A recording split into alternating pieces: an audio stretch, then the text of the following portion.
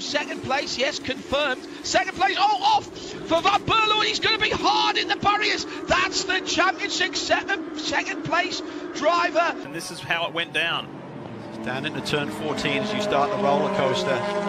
And this is what happened with Garcia on the inside. Oh, and he loses it. He tucked it to the inside. I'm not sure if the right rear got up on the curb, but either way, Garcia just loses it.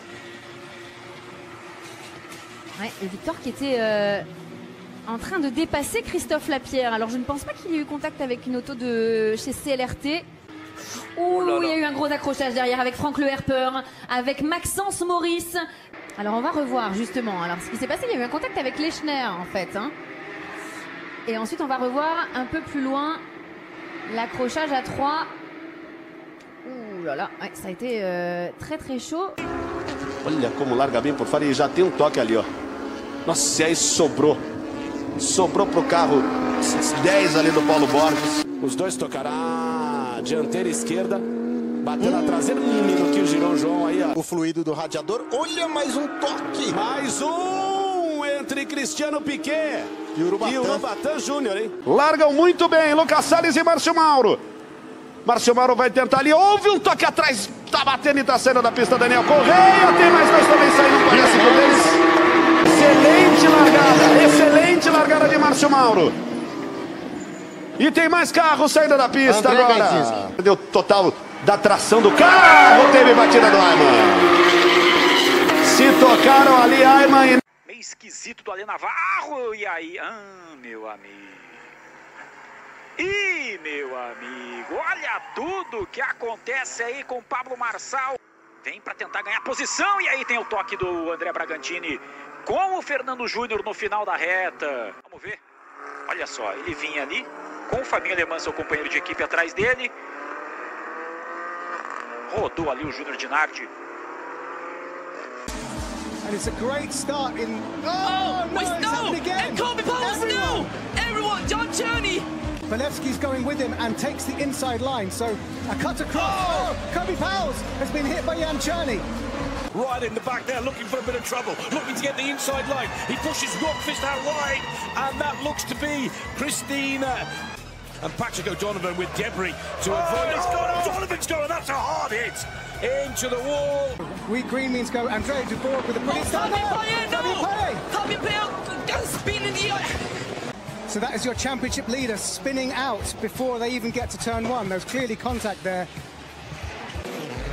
Mandy August is the one who rolls the car. Oh Mandy August has rolled the car. Launch from Abbering into the handbrake turn of the heavy. Oh no! Abbering has been punched and punched out by Timmy Hansen. He goes into the lead.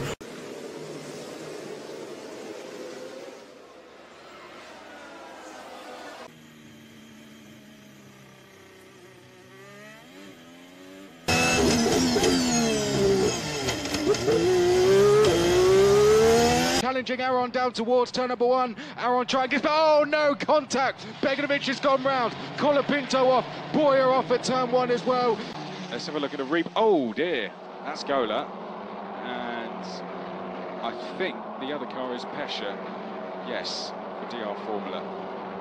Belov goes side by side once more, coming down towards turn number 4. Oh dear, someone into the gravel. One of the Arden drivers is off. And it would be Aaron who would lead us. But in the background there, you can see at the very top of screen, you see...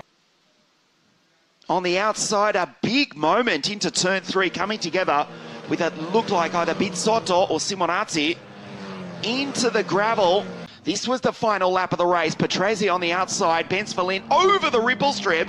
The inside of the car just getting light, and car 86 ends up beached. Si trova in mezzo a un sandwich, Nicola Baldan, un sandwich, e va, e Baldan in piena traiettoria, ma guardiamo cosa è successo. Beh, qui insomma una leggera responsabilità di Jannotta, Saubeck e Butti, guardiamo quello che è accaduto, ha fatto tutto da solo Antonello proprio all'attacco della... Foulin on the inside. Down inside him comes Tepia, contact, and around goes Nate Berton, around goes Foulin, and one of the Hyundais. Blue car in the middle, that's where it first starts. Yeah, big nudge from Nicholas. Gets, hit from behind, and he's going to say, well, there was nowhere to go. Jean-Carl Vernet right behind him. Vernet trying to go inside, but it is the Audi who is alongside Air Lachey. 1, 2, 3 cars making it through, and we are going to have a safety car. The back, here comes Felice Yalmini down the inside. About to hobble, punch Tom Coronel sideways, and Coronel gets spun around. Of course, Yalmini now, broken steering straight away. You can see, and it was him that put Fernandez into the gravel as well. Sergio Lopez. Martin Rieber. That was naughty. Dive up the inside of the Morgan BMW, and now Jake Hill gets involved, and Morgan is off the road, and that's going to get into the tyres big time, and it'll bring out a safety car for sure. Hill into the gravel. Then he ran wide. Morgan got up alongside him. Jake Hill tried to get alongside as well, and they just touched. Yeah, Jake thought there was going to be an opportunity because they'd slowed each other down off the corner. Ash Sutton gets pushed out wide, gets a wheel in the thing, and then we get the contact between Smelt and Butel further back, where they just... Ошибка Александра, его в этом сложном повороте разворачивает, а в это время здесь Вадим Антипов атаковал Катю Бояринову. Ему контакт был у Вадима Антипова, разбита его Субару, и с другой стороны Бояринова едва не переворачивается она. Cinelli, la Ferrari di Schirò, abbiamo visto una Ferrari nelle retrovie sbandare leggermente, e poi c'è gran caos tra la vettura del pilota guatemalteco, e attenzione che c'è subito Peterman che ha sbattuto violentemente, sta uscendo, però vediamo che cosa è successo. Si sono toccate la vettura di Luca Segù e quella di Simon Mann, che è andato a sbattere fortissimo. Che cosa è successo nelle retrovie con questa toccata che ha coinvolto la Porsche di Francesco Lamazza e la Ferrari. Recuperare le posizioni perché sta mettendo a rischio, è andato in testa coda, ha fatto tutto da lui tra la Biondetti 1 e la Biondetti 2, ha chiuso forse troppo in ritardo la prima parte della curva, e guardate quella botta, perché lì ragazzi ne ha approfittato Stefano Comandini, e attenzione il rischio di Frassinetti che va in testa coda, esagera, va in testa coda Frassinetti, va in testa coda Stefano Comandini. Where the contact, as you can see, the left rear of the Mercedes was blowing rubber off, and that's the contact with the 488 Ferrari. So Hamaguchi's on the inside, and the Aston, I don't know whether the Aston knew the Lamborghini was there. Jump, or was it pushed? Is that Andrea Cordarelli, 63 Lamborghini? And I'm not sure if there was even any contact, but I think he just had his eyes. The race controllers in the hands of Raffaele Marcello, and he could go with it. In the front of the show. Well, we've got a Sansalot Audi in third place, and we've got one in fourth now. And Cesar Gazo would have liked to turn in the corner, but the Audi went up the inside, and almost breaking turn, having to swerve to go avoid hitting the Toyota too deep into the first corner goes Benjamin Lariche, and then in fifth place, getting clouted. Let's take a look. Did it happen with an assist? You sort of feel it might have done, and most certainly it did. Whoa, an airborne. A full course yellow. The pace has suddenly dropped, and the car that had a few little bits of contact early on, just suddenly spotting those cars. What happened? It's the wonderful sweeper as they come up the hill. 7 and 8, not so wonderfully. You get a... Andrea Benezet, qui était au volant de cette Toyota de l'équipe CMR. Et voir ce qu'il s'est passé ici. Oh oui, le choc est extrêmement violent. Very close indeed behind him. Now here's a replay of things going very wrong. Unfortunately, into the tyres, car number 9.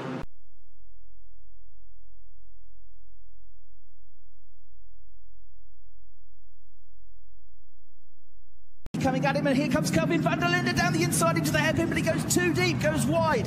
Liam Lawson has to get out of the way. They're both going to drop down the order, I think, into the wall. The Scholler S, and as he dragged it back across onto the line, I think he just clipped the front right of Liam Lawson's car.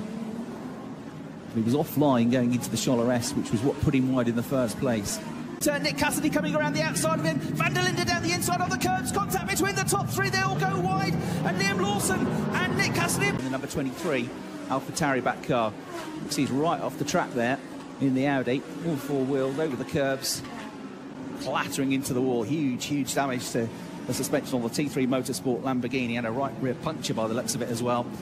So Esteban, who's been of Lucas Di Grassi, they were going 4 into the corner, and it was Mike Rockefeller making contact with his teammate. The puncture, though, where did that come from? The earlier contact between the pair of them, probably. He's already ahead of Trigurfa. Up to P5 he goes. The AMG drops down. It's 3 wide then. Oh, there's a big collateral damage then. Up and towards turn number 1. Oh, yeah, what is going on there? That is... Turn number 1, Ben Green is going to make the move up the inside here of Trigurfa. Up towards P3. And actually, he's going to hold on to P3. There's a big spin in the background as well. And ultimately, it was never going to work. Yeah, and unfortunately, it's Lerner and indeed Reinhard Koffler and Piana. Far up the order as he possibly can, running in P3 now. Oh, and around has gone Tom Nittel, who was making such good progress in the number 77 car. A little shove from Samano Vega. I don't think there was, to be fair. But at that point, Maxime Houston had done enough, and going into the chicane, he was always going to have the opportunity to go P1. Of course, in that melee, being caught was the fourth position from 6th on the grid, so that's been a great start to the race from the Italian. And contact further back, I'm afraid. Off goes Henry Tuamala, off goes the number 44 car. Not only would it be his first career win, it would be his first podium this year, and off has gone Choices, I'm afraid. Big mistake going through the Villeneuve chicane. Work the cars at the sharp end. The bias down, out front and leading the race. There's contact in the background. Now, big heavy contact, and that is Ian-Eric Varden, who had an accident on lap 1 yesterday. NASCAR turn 4 up at the top of the screen, blows the right rear tire, car goes around, smacks the outside wall. Let's take a look. You guys mentioned it already. Oh, right there. It's a great shot. Oh, was there contact between him? Look at the front bumper of the 4 car. Big damage to the nose. On the left, I don't know if the car just comes around with the broken track bar or if he is aiming for the rear bumper of the 4, but in the end, he catches the 41. Joey Hand making his first NASCAR start, doing a nice job in that Rick Ware car. He just gets spun around. Big contact with the outside wall. Oh, the 4's going to miss the corner. He's into the wall.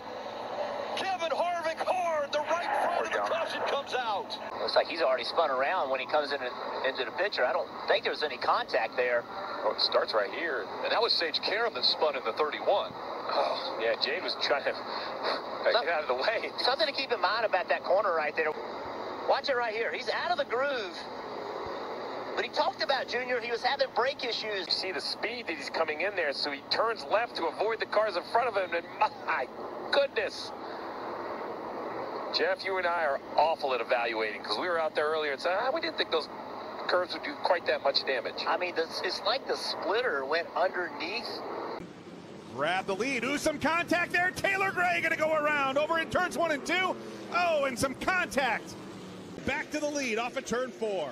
Here comes, we've got contact. Drew around. Colmore involved. Jesse Love involved. Jersey's biggest news stories in history. The Hindenburg disaster. Watch this thing go up in flames. Kaboom, relighting the night sky here at the Texas Motorplex.